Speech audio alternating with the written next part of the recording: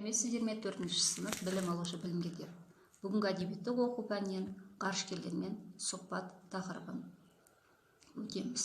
Бүгінгі біздің сабағымыздың мақсаты шығарманың тақырыбы және негізгі ойды анықтау. Автордың ойын мәтін деректерін келтіре отырып дәлелдеу. Бүгінгі біздің сабағымыздың тақырыбы. Олай болса, балдар, бүгінгі оқулықтағы Анар Мұстафинаның ғарыштық өмір мәтінін тыңдайық. Сендермен таныстырамын. Дайын болса қарап отырыңдар. Әр ғарышкер үшін ғарышқа ұшқан, жерге қайтып оралған күн ерекше күндер. Осы аралықты жеке ғарыштық өмір деп атауға да болады. Талғат Мұсабаев 1 жылды құрайтын 3 ғарыштық өмір сүрген адам. Қазақтың маңдайына біткен батыр ғарышкер Алматы облысы Жамбыл ауданының Қарғалы ауданында дүниеге келген. Салиха анасы осы жылдары Сталинградтан Берлинге дейін барып, дәрігер ретінде қызмет еткен. Тұңғыш ұлы Талғат дүниеге келгенде, Талғат Бегелдинов ағасындай батыр болсын деп атын ырымдап қойған екен. Бала Талғат та ағасы сияқты батыр. Одан кейін Юрий Гагарин сияқты ғарышкер болуды армандап өседі. Тіпті мектепте ғарышта Мұсабаев Талғат деп айғайлағаны да бар. Бір жағынан өз арманына, өзіне деген сенімі болды ма екен, ғарышкер болатынына еш күмәнданбапты. Сол арманы 43 жасында қол жеткізді. Талай қиындық көрдім дейді ғарышкер. Талғат Мұсабаевтың ғарышқа ұшу арманы Қазақстан тәуелсіздік алған соң жүзеге асады.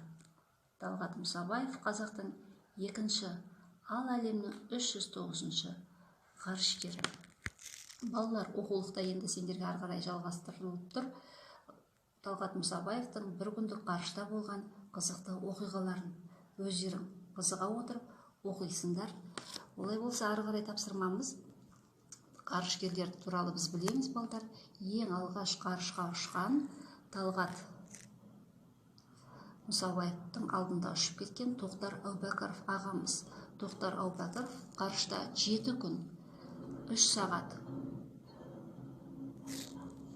22 сағат 13 минутты, Талғат Мұсабаев 341 күн 9 сағат 48 минутты, ал Айдын Айымбетов 9 күн 20 сағат 13 минут 51 секунд болған екен ғарыш кемесінде.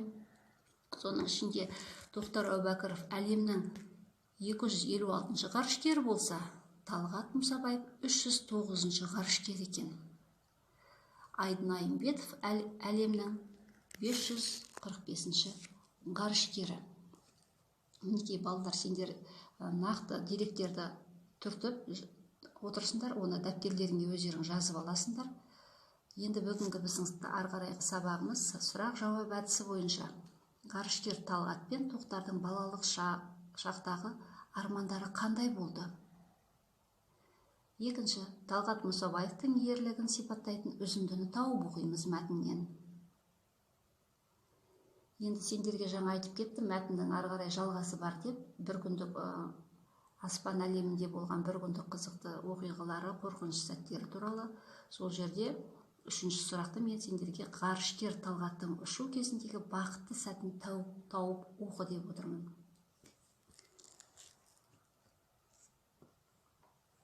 Өздерің жаңа оқып түсініп кеткендей түртіп алған шығарсыңдар. Түсініктеме сөздіктерден қарайық. Сталинград дегеніміз, балдар, Ресейдің қаласы екен, қазіргі Волгоград деп аталады екен. Ол жерде біз Сталинград деп қай жерді айтып кеттік? Ол жерде Талғаттың Салиха анасы соғыс жылдарында Берлинге дейін барып, дәрігерлік қызмет еткен жері болатын, солай ма, балдар? Ал тәнті болу деген, риза болу, көңілі толу дегеніміз, ол қай жерінде екен, балдар? Тәнті болды. Неге тәнті болды?